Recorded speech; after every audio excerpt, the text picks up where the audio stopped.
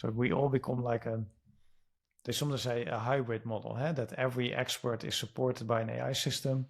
The AI system does a lot of the work, making the service more accessible and faster, but the expert is making sure that the overall quality is still at the same high level that we need. Only thing, it is a problem for people that don't want change, because the new opportunities will bring change. That's inevitable.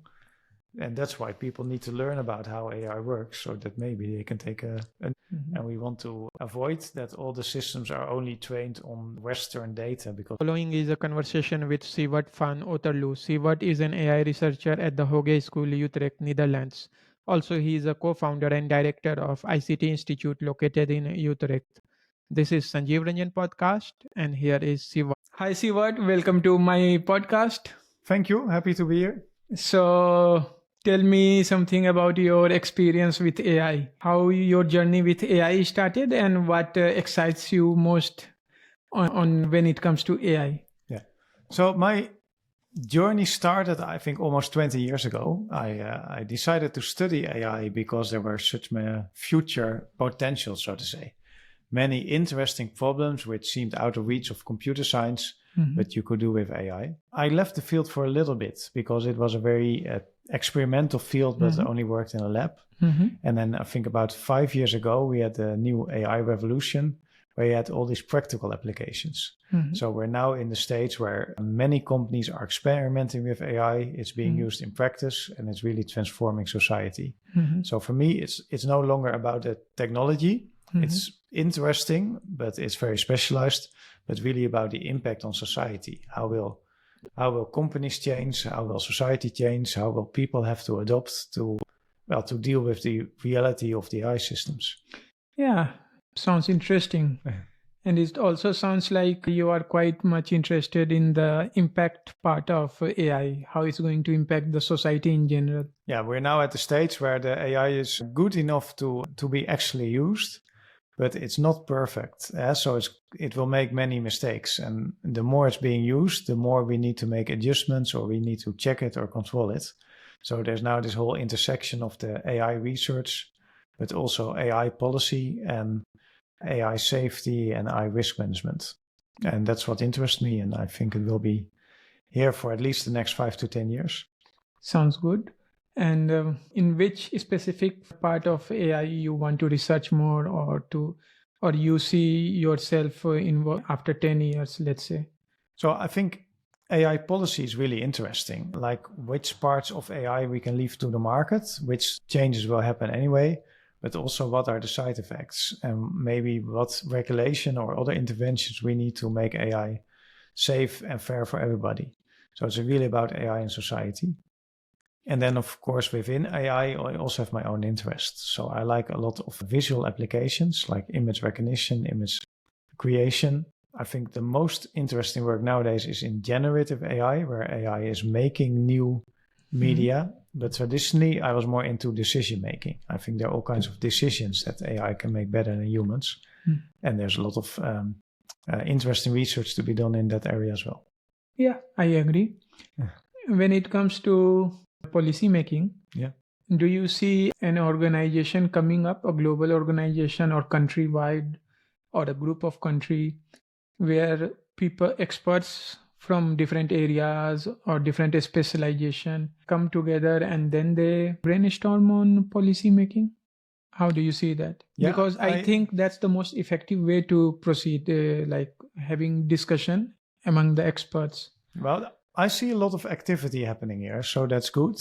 I don't think the solutions are there yet. So what you, for instance, see is that the accountants are being trained in AI and they're making new standards for auditing AI systems. The problem is that there's so many different AI systems and so many different AI domains that if you have like a global standard for all industries, it doesn't deal with any specifics for, let's say, medical applications. We shouldn't use the same standard for medical applications as for AI in commercial recommendations. And what you also see is that different governments have different goals. Like here in Europe, we want to do things differently. We want to have a European level playing field with a high level of product safety. And the US has more of well, a different approach to it. They want to have local companies determine, let the consumers choose what level of safety is needed. So I do think that despite the global standards, you really need to check, does it also work for this current AI application? And you might have local interventions. Like one huge bias that you nowadays see is that the AI systems for the English language are a lot better than for other languages. And if you don't do anything about this, then you get the problem that everybody has to do assessments for AI systems in English, and all the native English speakers have a huge advantage. And that would not be fair, but also not good for diversity. The belief system of the people around the world getting shaped by few people who are behind training the model, or who are behind giving their feedback to the model. How to counter that part? Because generally when people make a belief and it becomes very concrete belief, then it's very difficult to reverse it, and that means we have to be careful about it from the start and take all the actions rather than waiting for some biased or some hallucination to the people, and people making belief based on those biases, and then it will be very much difficult to reverse it. So what are your thoughts about it? How we can solve it? Yeah, well, it's definitely a risk. Like you already have this thing called like filter bubbles, where AI makes certain recommendations, but then people get used to it, start to expect this, and these are the only recommendations you will get. Ideally, there will be multiple competing AIs, and then you got a choice and diversity, and people can switch between the services, and then they become aware of the biases of the different services.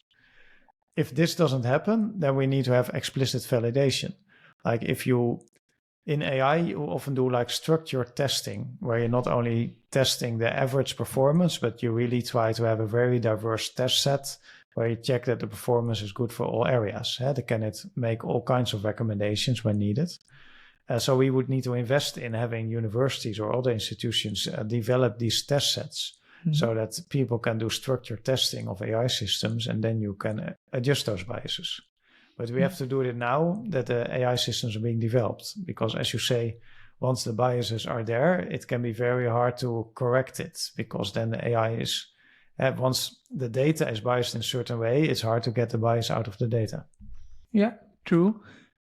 And where you see us or the big companies or government when it comes to creating this kind of fund or this kind of organization? Is it very in the near future, or it's in the far future, or it's already happening to some extent? I think the moment to it is right now, because you need to validate and test systems as when you're developing and deploying them. It's not purely a funding issue. I think the money is there because AI generates a lot of benefits. But the problem is also that you need to tell companies what to do. It's not just more testing.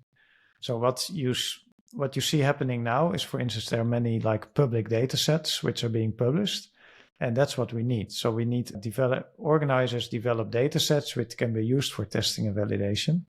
And I think I work at the university with students. In the past, we would always ask them to make an AI systems. And nowadays, we often ask them to make a data set that can be used for a certain test, and then evaluate existing AI using that data set. And then we need to, for the companies, we just have to specify a certain level of validation that they need to do. Test on fairness, test on biases, discrimination. And then they can factor it into the cost of the AI system. Yeah. And that sounds like a quite plausible solution. But what I think that generally it's very difficult for a company to be able to analyze their solution from all point of views, to remove all the biases. And that's why I think that creating a central organization which has expertise in only in testing the AI products. And do we already have such kind of organization currently? Or are people already working on building this kind of organization? I think we have good organizations like that. But I think that's also one of the major changes that we saw. So like when I made the choice, AI was a very narrow field. You could either be in civil engineering or in medicine or in AI.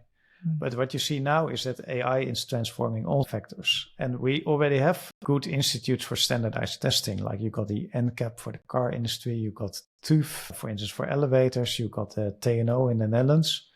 I think all these organizations need to adapt that they also specialize in AI testing.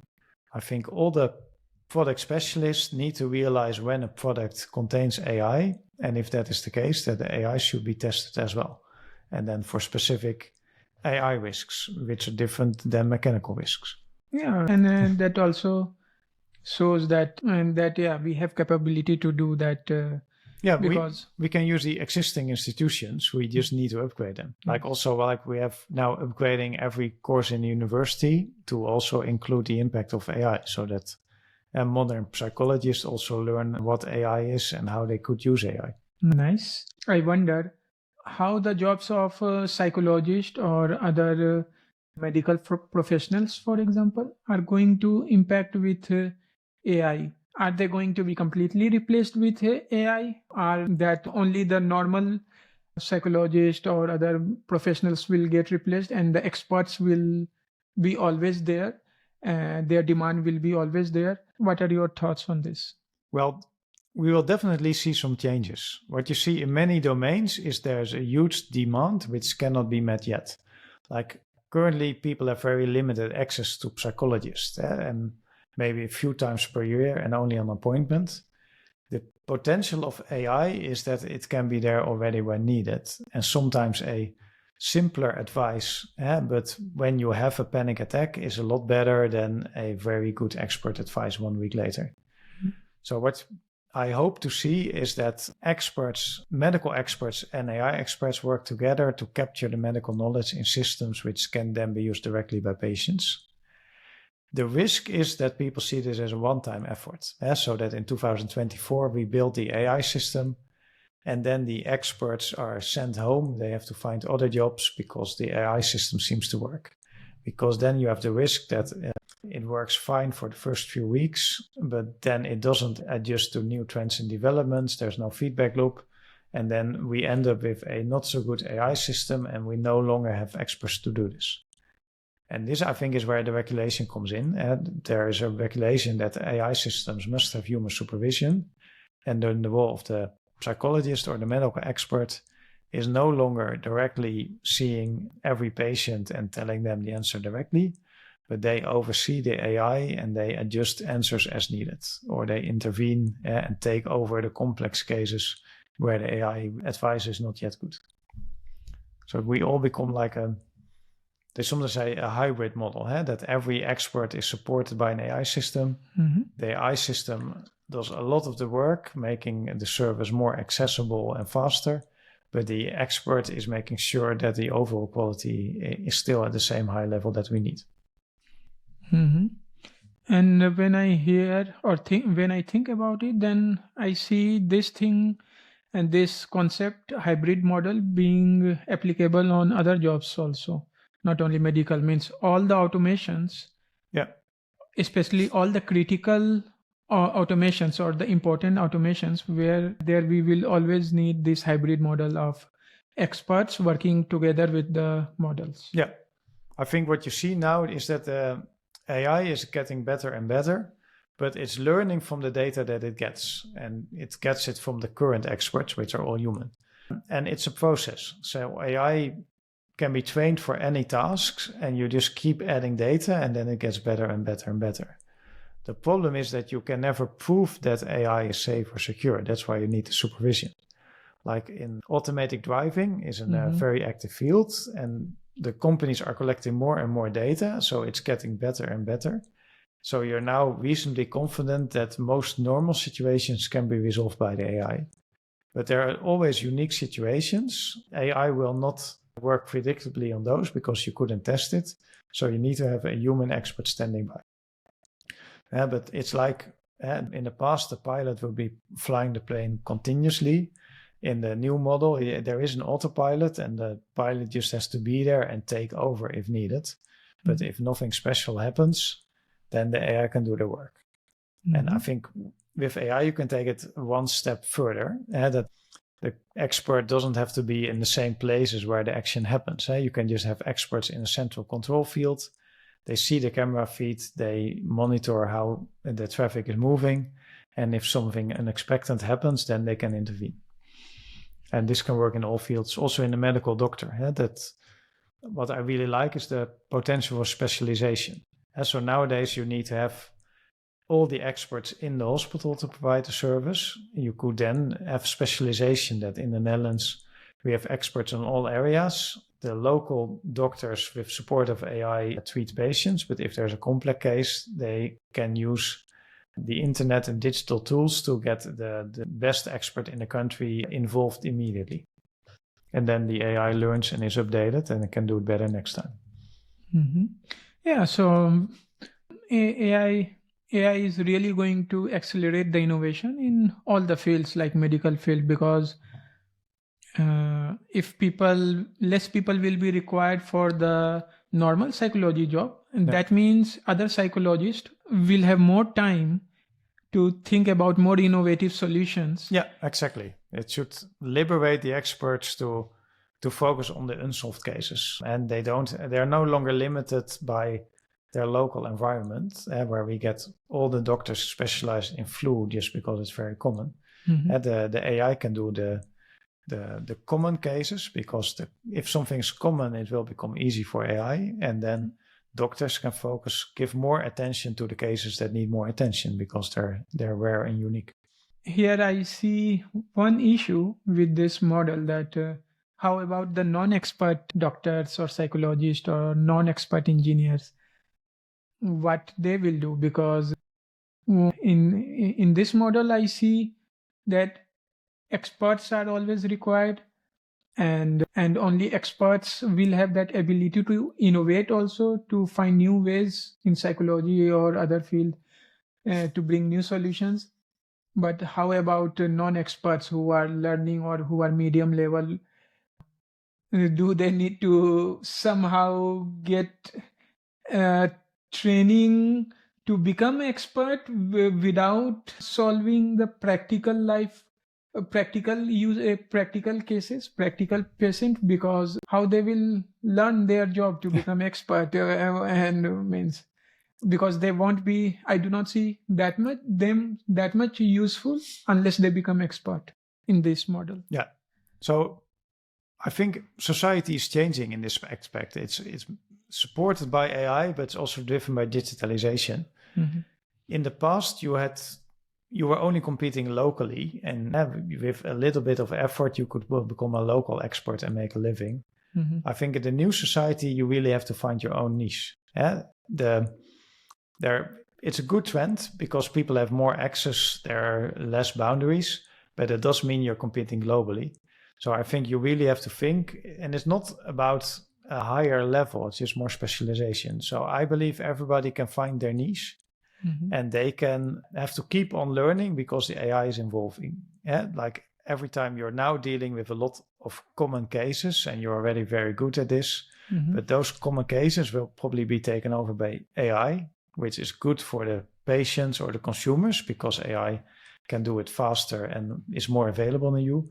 And then you have to find your next niche, so the next type of common types. When I think about it from a broader perspective, then I really see a lot of new kind of jobs coming up in the market, which will really help people or professionals to find their niche, to find a new kind of job which matches their interest or passion or expertise.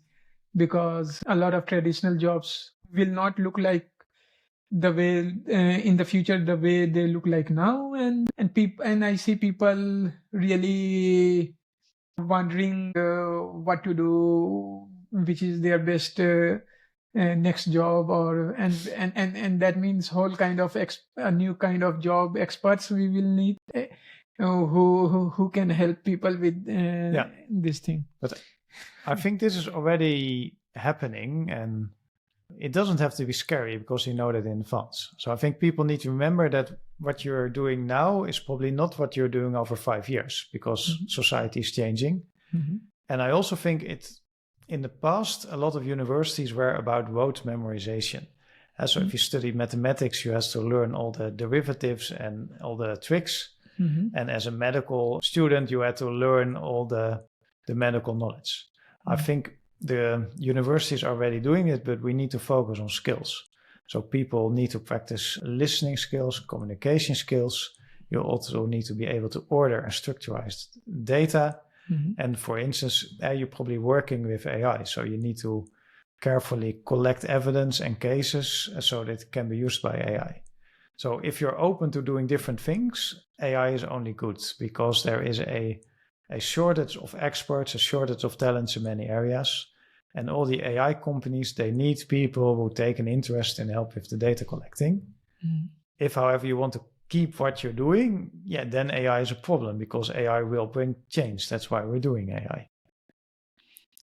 But it's not like sometimes people tell me like, we have like 4 experts in the company. If we do AI, we only need 1 expert. But I don't think it's the case.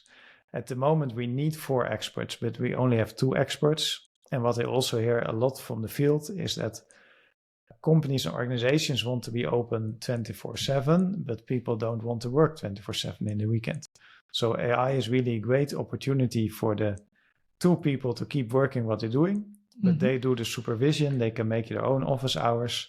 They are annotating data for the AI, and then AI is taking over a lot of the repetitive work. So there will be enough work always. AI will open up new opportunities. The work will be more in your control, and there are many opportunities to better organize it. The only thing, it is a problem for people that don't want change, because the new opportunities will bring change. That's inevitable. And that's why people need to learn about how AI works so that maybe they can take a new role. And that sounds like a great startup idea to help people motivate to change, to build some software or some kind of tool which can help people to change and adapt with the current situation. I really see a need for that kind of tool, and that will keep on increasing with future AI developments or AR, VR developments. I think there's a room also for many AI experts. So in the past, we had a few AI experts at American universities, and they would be building the systems. But I think we need like an AI pioneer in every field. That one person, every medical expertise, looks at the current state of AI, stating, okay, this is what we can do with it, and then translate it to their field. So this is, again, I think, a niches which are already developing. So you're an expert in a certain medical field.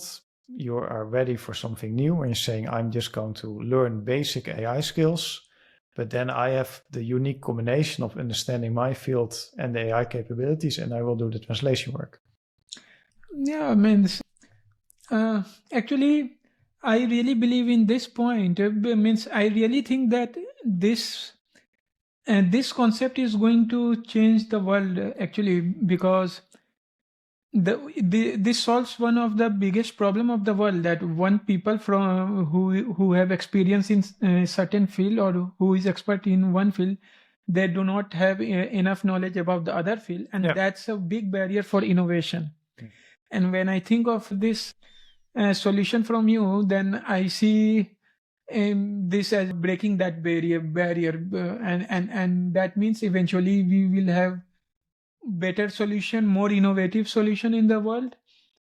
And also, as you mentioned before, that we are going to have always enough requirement for people. There will be enough job. I also believe that because we see in the current world that the number of problems are just increasing, and they are getting complex and complex. And that means that if the problems are increasing, that means work is already there. Somebody have to solve it. So if AI can take out our regular work to some extent, then we have more time and energy to focus on those complex issues, or to just help other people also, because a lot of people are getting mental health issues. I think this is one of the very great benefit of AI, that it really gives us that time to care for other people, to care for other big problems of the world, and to be more creative in our pursuit. So Yeah. That's how it's supposed to be indeed. But we need to organize it like this. So the potential is there that AI takes over the tedious or the repetitive work. And that I think what every expert wants is solve the new problems, but often you're being called back to solve old problems which occurred again. And if we reorganize this, then I think the experts have a better job and every expert can do more and more of the problems are getting solved. Who is going to put a structure around this? That seems to me the main work here. But who is going to put a structure in such a way that all these things could be developed or facilitated, like how people will make sure that a doctor will have that curiosity for new skills to get some AI skill or some other kind of modern technology skill, for example, and how to also put a structure or to be able to help people to come out of their expert zone, specialization, to be able to explore other areas there. Means, do you have any thoughts already there? Well, my main thought is we need to recognize this problem and then we need to try different things. So I think AI companies can do a lot themselves, but only if we create the right environment for them. I think with the privacy laws, both the GDPR and the new laws, we're already taking steps because for companies to do it themselves, we need to create transparency and we also need to have like a level playing field that many companies have access to the data they need and then they can regulate themselves. If we just force them to be transparent about the quality of service, then people choose what quality they want. I also think that maybe we indeed need like local institutions because there's diversity in the world and we want to avoid that all the systems are only trained on Western data because then they will only work for Western people. Like there's a lot of bias in medicine and we need to actively participate to make sure that the minorities are also present there. And at some point we might have AI specific laws that you have institutions or special universities created to promoting fairness in AI in specific fields. But I think what already happened is that with GDPR, most companies have like a data protection officer, which makes sure that personal data is processed fairly. And they do impact assessments and they do supervision on the processing of personal data. We probably need like a AI officer in every company that checks the risks beforehand, makes recommendations to the AI teams, and also makes sure that the AI is done fairly. So we need to make a little bit of regulation, but it's not the government's job because the AI is part of the product development. So we just have to set the boundaries and then the AI product companies should all aim at a high level of quality so that this is also fairly factored in the pricing. Yeah, and I see it as a combined effort is required here because governments and big companies, people from the big companies, and also users' views should be accounted and taken into consideration before making all these kind of policies, regulatory policies. And when it comes to making rules, making a structure to be able to figure out other kind of new jobs in the world, to solve the complex problem in the world, or to create a framework so that people can develop cross-disciplinary expertise or skills. Yeah. So I think regulators need to understand how AI works so that they can make reasonable requirements. I think AI engineers, they like quality. They like to improve it. But the only problem is, like, if the rules are not clear, they cannot design for those rules. So you can't say to a company, hey, you need to invest this and this percentage in testing. You have to say, what are they testing for? You should, for instance, say, oh, you have to test at least so many subgroups. You must measure diversity and fairness in these ways and publish the reports. And then maybe say, and you have to every year, is at least get the results from last year. So I think we need everybody to learn about AI, both on the regulatory part and on the using companies part.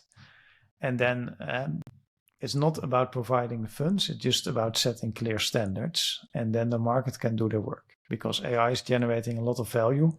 the companies have the budget, but they're not going to invest in quality if the requirements are not clear.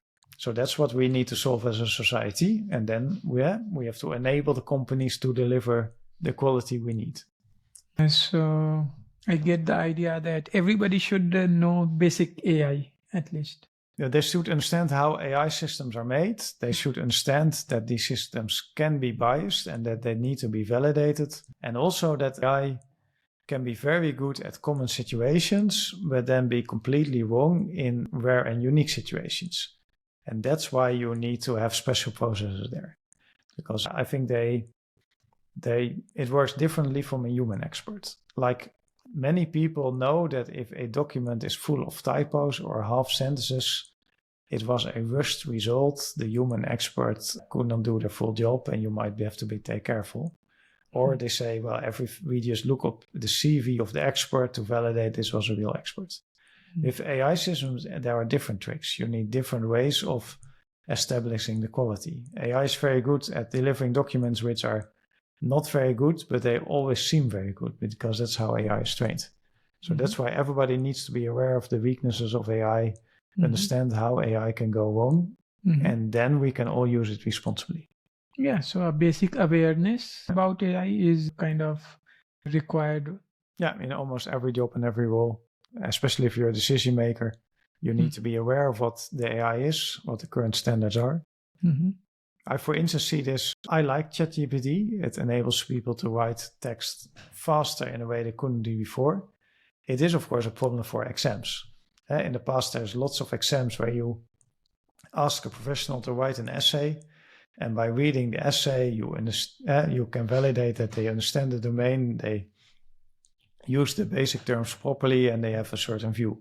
Nowadays, these type of questions don't work anymore because everybody can just ask ChatGPT to write an essay. So we have to have a different type of examination because otherwise the assessments are not correct, basically. A lot of changes is required to adapt with these AI developments in the world.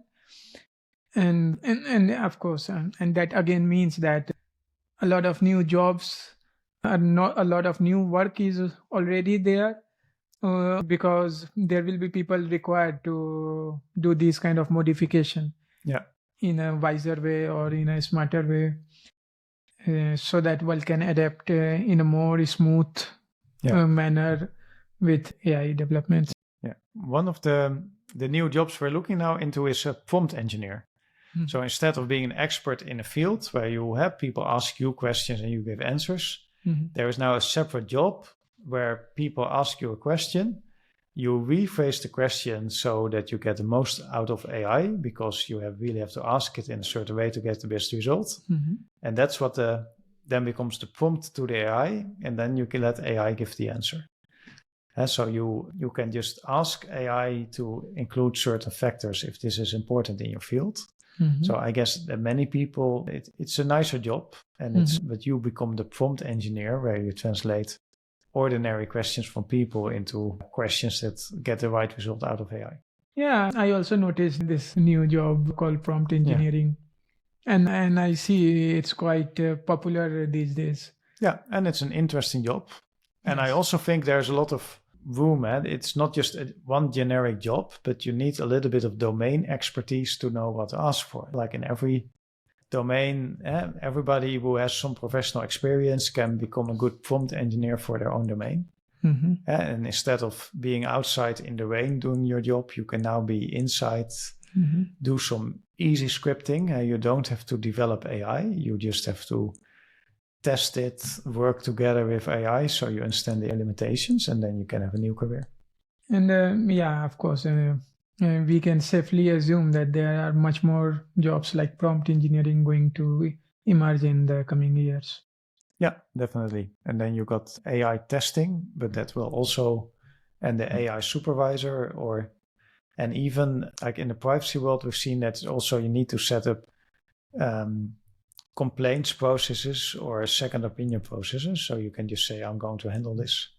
And so the whole idea is that AI makes 100 decisions, 2 or 3 of them are wrong, and you can be the person to investigate those 2-3 cases which need further investigation. And instead of having to do 100 cases under time pressure, you get enough time to do 2 or 3 cases properly where more attention is needed. So it's an upgrade of the job, but the job is still there. Yeah, that's interesting. How you see society after, let's say, 5 years or 10 years from now? What changes you expect to see or you anticipate in 5 to 10 years because of these AI developments or developments of other technology like AR, VR? How our day-to-day life will look like? I hope it enables people to be more in control and do the things that they want to do. So I think in the past, people were often limited by circumstances in what kind of jobs they could do. Mm-hmm. I hope that AI, for instance, enables people as consumers. So you have got access to more resources because you got automatic translation. There are better decision making, so people have more time for your cases. Like, for instance, nowadays it's hard to get a small business loan because assessing a loan is very difficult and expensive for a bank. So they have a strong preference for focusing on the big loans. Mm-hmm. With AI, the decision making doesn't have to get better, but if it's just cheaper, that means it's a lot easier to get a small business loan to start a small business. So that would be a definite benefit. What we do need, I hope that we get a lot of transparency because you need to know if something is AI or not. And then hopefully everything goes, people do what they want to do. There is less friction. You got more access also to digital means and people can just keep on doing what they want. Even if AI does it, there's always certain people need to stay the human experts to generate the new cases for AI. So I hope people get more opportunities. We keep the same jobs, but people have more impact because they're supported by AI and they need to travel less, can get more done. That's my hope. Yeah, I mean, it's a double-edged sword that people will have freedom to do what they really want to do. Because for good people, they will do the things which will impact the world in a good way. But on the other side, there will be bad people. And if they do what they want to do, then that's going to have quite bad impact on the world. And with this AI technology, bad impact can spread in a small period of time. Yeah. It can have very big impact. No, definitely. There are many risks. But I think regulation is needed, but it's not about forbidding things. It's often just about transparency. Like what you now see, a big problem is that you've got these AI-generated images, and it's a big problem for current graphic illustrators. So, and currently it's also an unfair system because they look the same because the AI is copying in the humans, and therefore AI is much cheaper, so there's hard to compete with computer-generated things. But we need to move to a world that high quality, like national publications, should their cover image always have a human illustrator because it's important that it is unique and not derivative, and they need to pay fairly. But there's always a large market of children and students making project works where it's perfectly fine if they have an AI generated image because they never could have afforded a professional illustrator anyway. You just have to keep them separate. It's fine that they're both two qualities and we need them both in society, but you shouldn't let the original work compete with the derivative work of AI. And nowadays these processes are not the same and there is not enough rules about can AI companies use the work of professional illustrators? So they are doing it, and that generates unfair competition. But we don't need to forbid this. It's not that I'm against AI-generated images. I am just against AI-generated images being used to replace original work. And so these are some of the things we are already struggling or we are busy with fixing it or trying to control it. So for students, what is your suggestions? Because you have daily interaction with the students. So what is in your mind they should do with AI? How should they approach to AI not only AI students, not only data scientists, but in general for students? Do you have any suggestions? Yeah, so for the non-AI students, learn basic programming, for instance, in Python. Experiment with AI. Use ChatGPT yourself so you know what it is and what it isn't. However, also be transparent, and especially you pay for your education and the teacher designs exercises to let you do the work. If you're cheating with AI, you're basically just cheating with yourself. It's like you hire a sports coach and he says you have to run 20 laps to get to the level of health that you want. If you then let a machine run the laps for you, you're not improving yourself. And I think it's the same in education. If you let ChatGPT write an introduction for you, you're basically just cheating yourself. Yeah. So with this, we are already at the end of our conversation. Thanks very much for coming to my podcast.